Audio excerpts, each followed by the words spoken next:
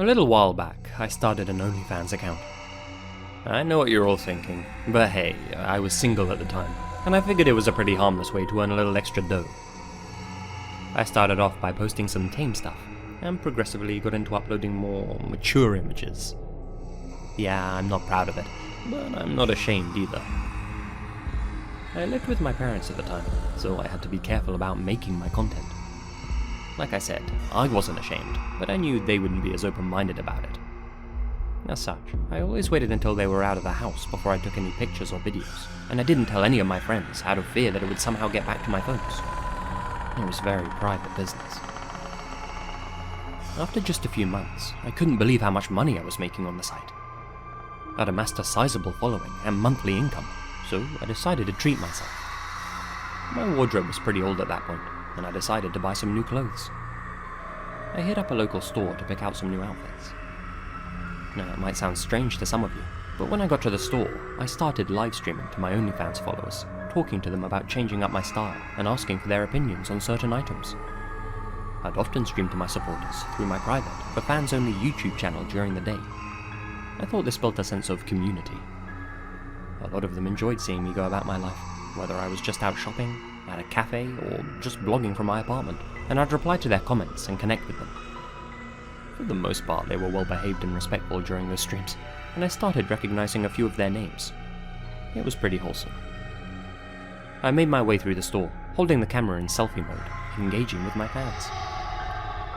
After about 20 minutes or so, I ended the stream. At some point during that evening, I logged onto my page. That's when I noticed a message from one of my regulars. "Thanks for wasting our time and money by lying to all of us. You never told us you had a boyfriend. Consider this the end of my support." I was confused. Boyfriend? Where'd he get that idea? Well, this guy was one of my biggest supporters, and I was really sorry to see him go, so naturally, I sent him a message. Hey, I am single, free as a bird. I don't know who told you I wasn't. Do you think I'm stupid or something? I'll admit it took me a couple of months to notice, but it's obvious you're with some guy all the time. I see him in the background of all of your streams. He was with you at the store today. What are you talking about? The dude in the green shirt. I feel really sorry for the guy, to be honest, dating someone who does what you do.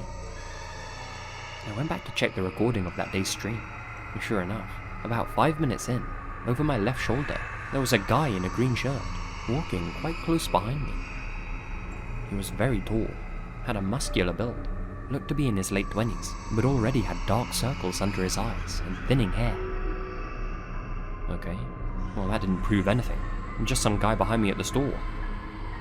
I continued watching the video, and yeah, the guy did seem to be behind me for most of it, popping up throughout as if he was following me, but surely that was just a coincidence. Still, my regular's message stayed in my mind. He said he'd seen this guy in multiple streams of mine. I went back and checked the previous stream that I'd done. It was of me at the mall. Nothing seemed out of place. Then, I saw him. That same guy, in that same green shirt, walking behind me in the distance. That stream had lasted 47 minutes, and you could see him behind me throughout it. Sometimes far, sometimes close, but always following me. The stream ended with me at a cafe, and the guy sitting down just a couple of tables away from me, all by his lonesome. The whole time, his dark eyes were watching me. I hadn't noticed him at all. Okay, so I started getting a little freaked out at this point. Obviously, this wasn't just a coincidence. I went back and checked more of my older streams. Videos of me in town, videos of me walking the dog at the park, chilling on the beach. In all of them, he was there, and in almost all of them, he was wearing the same green shirt. This man, who I had never seen before in my life, had been following me on what appeared to be a daily basis. He wasn't a part of my life, but I was clearly a big part of his. I wasn't sure what to do at first. He had never approached me or anything. My dad was in law enforcement, but I couldn't exactly go to him for advice. I decided to stop posting content on my account for a while, resolving to stay alert and keep an eye out for this guy, and just wait for everything to blow over. If things escalated, then I'd go and tell my pa. I figured this guy would get bored and leave me alone. Boy, how naive I was. A couple of weeks passed, and luckily I hadn't seen the green shirt guy around town. Guess my plan had worked. My fans were getting antsy about me not uploading new content, and my earnings were going down as a result. One weekend, my parents went off on a romantic getaway, and hoping to ride the OnlyFans wave a little longer, I decided to take some new photos in my bedroom. Since I was home alone, there was no risk of being caught. That night, I cooked up some dinner in the kitchen, opened the window to air it out, and then went upstairs to snap the goods. After uploading the pictures, I started a live stream to apologize to my followers for my long absence. I told them it was back to business as usual. The salty dinner had made me thirsty, so during that live stream, I went downstairs to grab my water bottle in the living room, bringing my phone with me so I could continue interacting with my viewers. I was holding my phone out in front of me, completely oblivious to my surroundings, responding to my viewers' comments. I got to one, and as soon as I read it, my stomach dropped. "Hey Mellowcat, who's the man at your window?" In the video feed on my phone, in the corner of the screen, I noticed the small, blurry outline of a figure in the darkness behind me. I turned to see the man, the one who had been following me, standing outside, his gloved hands pressed up against the living room window, his face real close as he looked in at me, his dark eyes wide with excitement. I screamed and ran upstairs with my phone in my hand. I bounded into the bathroom and locked the door behind me as I called my parents. I cried to my dad that there was some guy outside our house, told him that he'd been following me for a long time. He said that they were on their way back right now, not to panic, and that my mum was already calling the cops. We didn't have any neighbours to call for help since we lived in such an isolated area, so he instructed me to run to the attic and to keep as quiet as possible until help arrived. I did as he suggested and unlocked the bathroom door. As I stepped out, I could hear quiet movements coming from the kitchen below. That's when I remembered. I had left the window open. This guy was inside my house. The access to the attic was in my parents' room, and I could already hear the guy softly calling out to me downstairs. "Hello? Mellowcat? Where are you?" He was calling to me, using my OnlyFans username. I sprinted into my parents' room and slammed the door behind me, and as I went to lock it, could hear the guy storming up my stairs. Luckily, locking the door gave me just enough time to pull down the attic's ladder and scamper up with the hook in my hand. As I climbed up, I could hear the man on the other side of the door thumping into it with all of his body weight.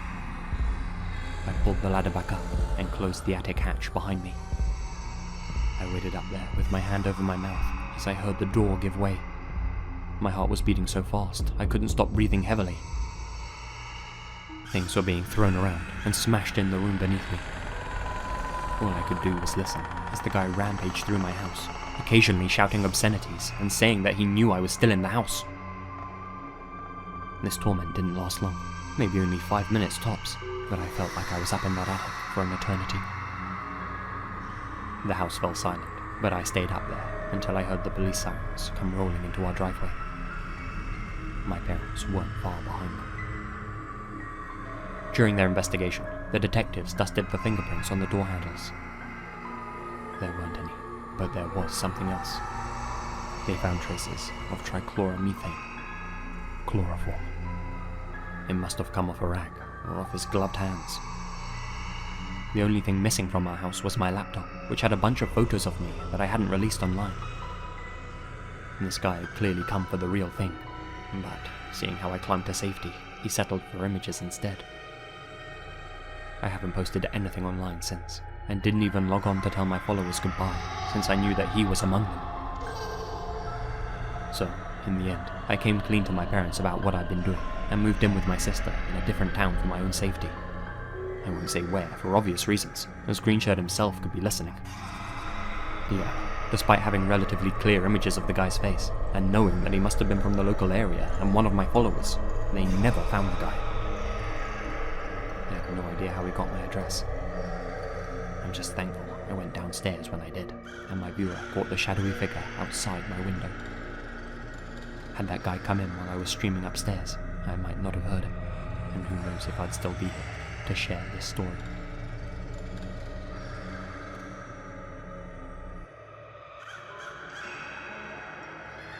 I've been on a health kick lately. Well, my girlfriend dumped me and I wanted to be a different person. With her, I had been this lazy sort of slug who would eat anything. I wanted the revenge body, you know? I wanted her to see me from afar and feel bad about what she had lost. So I went to a health food store for one of those ballerina teas that make you lose weight as though you had a tapeworm, you know? And I wanted a cleanse. Really, I wanted a soul cleanse, but did you know you can buy like 40 different types of cleanses as kits in a box? I had found my ballerina tea and like 6 other teas that promised to fix my electrolytes and detox my blood and stuff. Health food stores are awesome. There are all these magical things. It's the stuff dreams are made of. I was standing in front of this whole wall of cleanse kits. For $40, I could cleanse my liver, my colon, my yeast, and this totally beautiful girl came up to me. She worked there, and her name tag said her name was Ameria, Persian or from one of the Istan countries or something.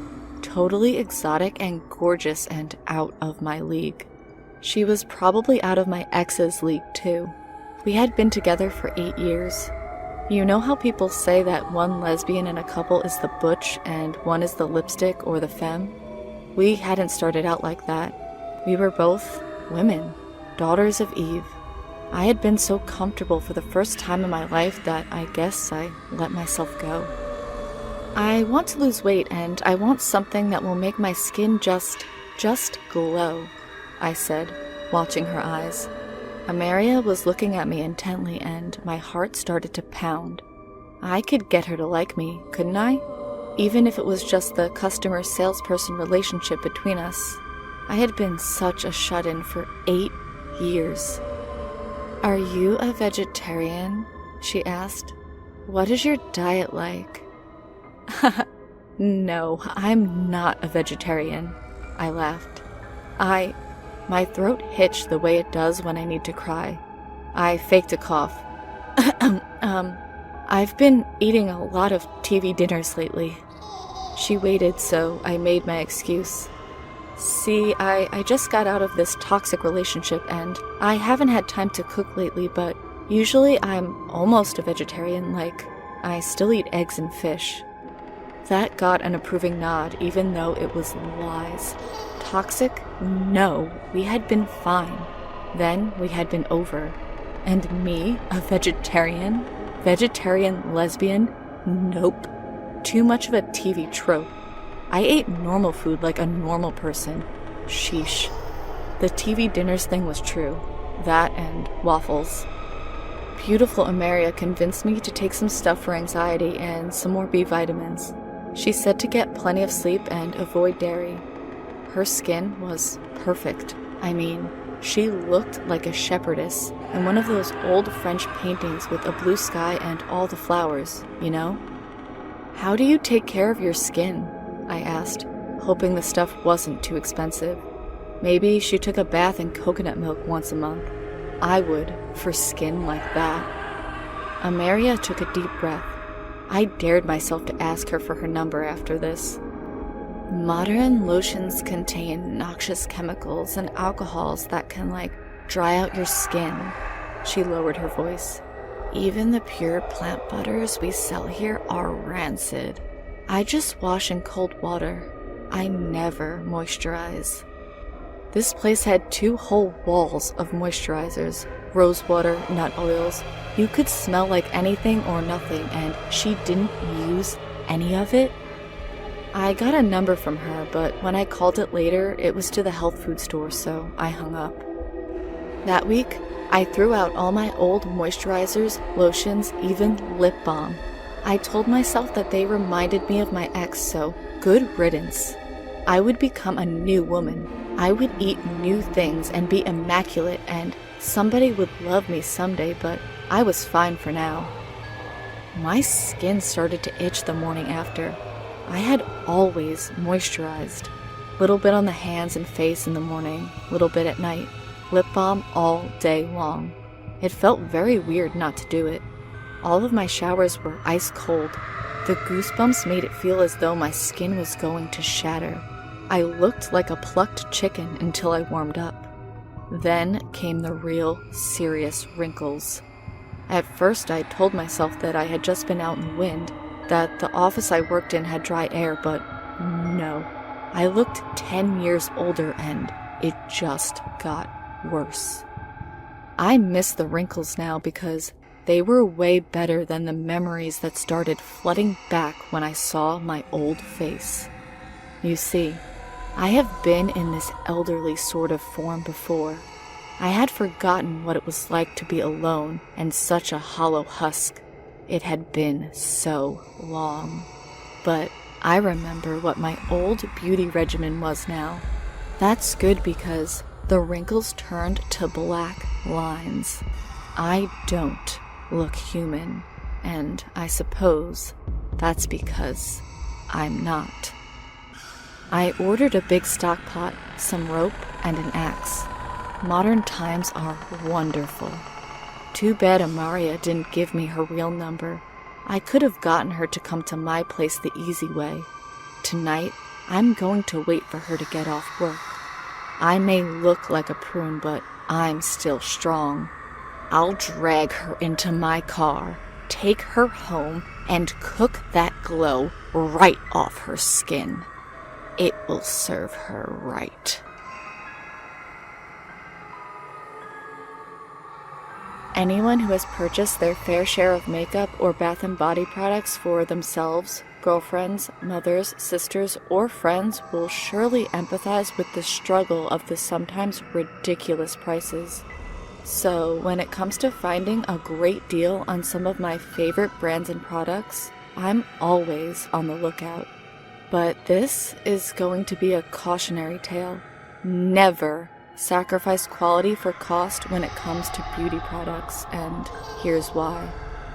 Now, even though makeup reviews are my specialty, my true weakness are bath and skincare products. I've always prided myself on having silky smooth skin from head to toe, mostly thanks to a consistent regimen of exfoliating, moisturizing, and lots of regular, warm baths. For me, there was nothing more relaxing than a nice soak in a bath with a body oil, bubble bar, or my personal favorite, a bath bomb. Bath bombs were always a consistent favorite of mine. I love the variety of colors, shapes, fragrances, and textures. But if you've ever purchased a bath bomb at the mall or specialty store, you understand when I say that they are definitely a splurge item. At anywhere from $5 to $15 per bath bomb, people will frequently look to websites such as Etsy to find cheaper bundles of homemade bath bombs. But in my experience, the homemade bath bombs from sites like Etsy are more affordable but lacking in most of the essential oils and ingredients that supply the added benefits that I'm looking for in a bath bomb. They're nice for when you just want to have a cutely colored or sweetly scented warm soak, but for a skin routine like mine, they're just rarely worth it. I'd rather just shell out the extra cash for my little indulgence. So you can imagine my excitement when I received an email from one of my blog's readers informing me about a listing on a popular e-commerce auction site for a case of bath bombs from my favorite retailer being sold at a wholesale price. I know what you're probably thinking. That seems too good to be true, right? Strangely enough, it's actually quite a common occurrence. For a variety of reasons, usually around the holidays or maybe a store promotion, franchise owners for this particular retailer will often order an overstock of popular items like these to prepare for the rise in demand. When the promotions don't do as well as the franchise had hoped, they'll try to at least make their investment back by selling the merchandise at wholesale prices online. I followed the link to the auction listing provided in the email and was astounded at the price of the offer. A dozen of my favorite bath bombs for 20% less than wholesale cost. Surely, I thought to myself, there has to be a catch. I closely scanned the item description, meticulously trying to uncover the reason for such an outrageously good deal. After carefully reviewing over and over, the only flaw I could find to attribute to the product was damaged packaging. Score. Online warehouses or web stores will often hide hidden gems like this listing. Less than perfect packaging means that there's a chance the seller will not be able to sell the product for wholesale value without a negative seller review from the customer who receives it. Unfortunately, a lot of online sellers aren't willing to risk the negative review in an era where product reviews shape the opinion of the average consumer. I've had lucky finds like this one in the past. I once got a brand new Blu-ray player for under $100 because of a hole in the manufacturer packaging. Finding listings like these are a game of chance and timing, and at the time, I thought I had found a steal. Of course, another common issue is that you'll often find with amazing online prices is the fact that they'll likely be shipped from a country across the globe, which means that unless you're willing to shell out a bunch of money for expedited shipping and handling, you'll likely be waiting up to a month for your purchase to arrive. Sure enough, the product's location was in West India. The estimated delivery date was 3.5 weeks. It was a bummer that I'd have to wait so long, but the cost of expedited shipping was almost as much as the product itself, and I didn't want to sabotage such a great deal. If I wanted to pay that much money, I would have just gone to a local outlet of the same retailer and bought them in person. I begrudgingly accepted the delivery estimate and placed the order. A few weeks later, I came home from work to find the package waiting for me at my front door. Perfect timing, as I was just coming home from a brutally stressful day in the world of customer service. I couldn't wait to tear open into my package and run myself a long overdue warm bath. I turned on the faucet and waited for the water to finish filling the bathtub, all while admiring my cute little treasures. No signs of damage to the actual bath bombs themselves, just a hole in the bottom of the package, just as the listing had described.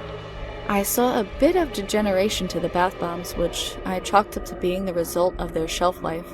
I imagined that since they were so discontinued that they must have been the result of a dramatic overstock from a failed store promotion. Finally, the water was almost to the desired depth, and I poured a little bit of foaming bath oil into the tub before tossing in my bath bomb. That day had been particularly stressful, and I decided that a simple bath bomb wasn't enough. I wanted bubbles, too. Large, fluffy clouds of suds soon piled high across the surface of the water, and I tossed my bath bomb in. I could hear the familiar fizzing sound that I'd come to love and climbed into the tub. Immediately, I could smell the rich, essential oils and fragrances surrounding me as I closed my eyes and let my body sink below the bubble-covered water. Everything was perfect, for the moment, until, suddenly, my arms and legs started to sting terribly. Then my abdomen. My entire body felt like it was on fire. I quickly jumped out of the tub, covered in soapy foam, my skin burning and beginning to itch like nothing that I'd ever felt before.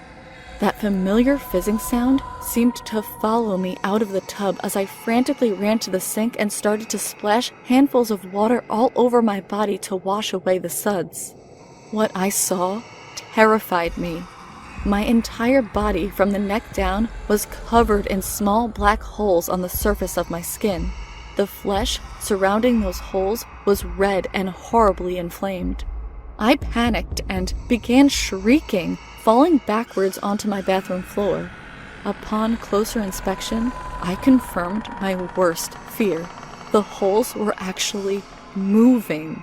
I gagged upon the discovery that every single small hole was in fact an insect burrowing into my skin. I grabbed my cell phone to call 911, passing out shortly after from a combination of shock and disgust. When I woke up a few hours later in the hospital, my entire body was wrapped in bandages. I didn't even want to know what was beneath them. My stomach turned at the thought of the thousands of moving little holes that I had seen shortly before losing consciousness. A nurse came in to tend to me a while later, doctor in tow. He informed me that upon finding me on the bathroom floor, one of the paramedics had inadvertently stepped on a bath bomb, crushing it to pieces. When they saw movement coming from the crushed bath bomb, they grabbed the box of them and brought it to the hospital to help them identify the cause of my current state. Upon further inspection, it was discovered that the bath bombs were infested with a horrid species of skin-burrowing insects indigenous to West India, known as the Chiogi flea. I don't recommend Googling it, so I'll summarize them for you. Chiogi fleas burrow into the flesh of living creatures to lay their eggs inside of the host's tissue. Before that even happens, the process of burrowing into the skin causes severe irritation and intense pain, caused by enzymes used by the insect to break down the flesh. After explaining to the doctor where I had acquired the bath bombs from, he speculated that the insects may have found their way into the packaging via the hole in the box. He advised that they likely burrowed into the bath bombs due to the scent of a familiar plant oil or the texture of the bath bombs themselves. So, here I lay in this hospital bed. The doctor just left about an hour ago, so I had some time to kill and thought I'd type this up. Thank you for taking the time to read my review of this product. I'd give these bath bombs a 2 out of 10. Definitely not for sensitive skin types like mine. Stay spooked. Like, subscribe, and hit the bell for more chilling stories.